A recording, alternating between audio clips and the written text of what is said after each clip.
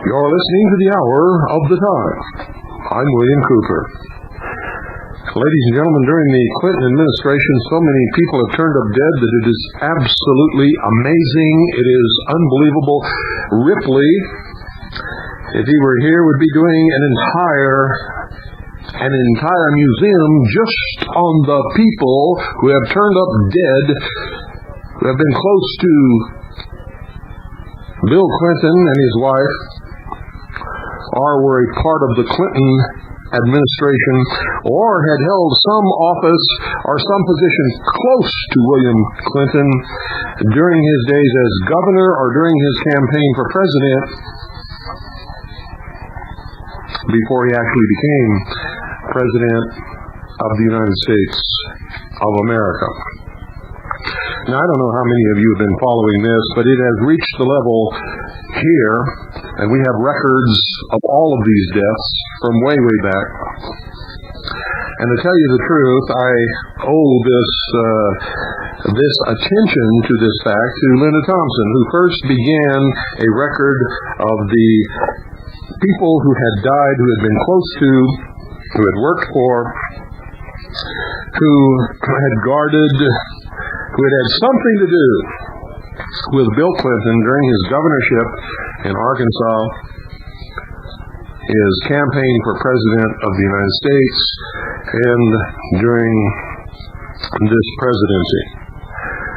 And when Linda first apprised me of this, because I really had no idea that it was happening, and neither did anybody else in this country. In fact, it was Linda Thompson who not only brought our attention to the atrocity at Waco and began to wake up the American people. She didn't bring my attention to it. I was down there with her when it was happening. But she brought it to most of America's attention because she had the guts and the money to be able to produce a videotape that focused the attention of the American people on Waco, Texas, when it would never have even interested them at all, when even Christians, even devout Christians who claim to believe in the teachings of Jesus Christ were saying, and I quote, because I heard them say this to me, to my face, I quote, they deserved exactly what they got. They were just a bunch of religious fanatics, end quote.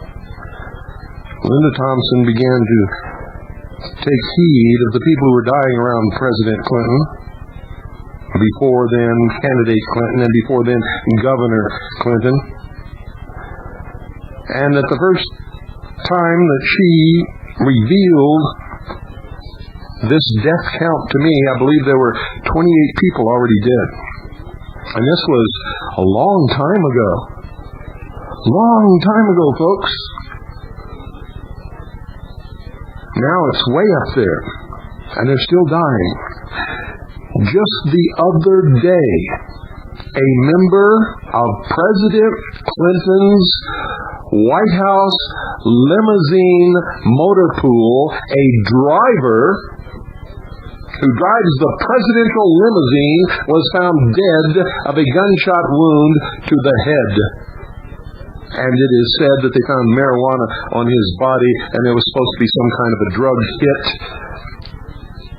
But in lieu of all the other deaths that have occurred around Bill Clinton, I don't believe it for 1 minute. I don't believe that they found any marijuana on the body of a person who had gone through all the security checks and security clearances necessary to become a member of the White House motor pool and be a driver for a presidential limousine.